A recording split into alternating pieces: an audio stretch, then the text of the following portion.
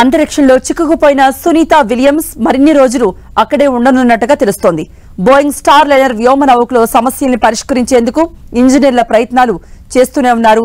Space లో ఉండిపోయిన Sunitha Williams, Butch Wilmore తిరిగి వచ్చే తేదీ ఇంకా ఖరారు కాలేదని నాసా తెలిపింది. జూన్ ప్రారంభంలో ఐఎస్ఎస్ కు సునీత విలియమ్స్, విల్మోర్ చేరుకున్నారు. అదే నెలలో తిరిగి రావాల్సి ఉండగా వ్యోమ నౌకలో సాంకేతిక సమస్యలు తలెత్తాయి. దీంతో నెల రోజులకు పైగా అంతర్జాతీయ అంతరిక్ష కేంద్రంలో వీరు సురక్షితంగా ఉన్నారు.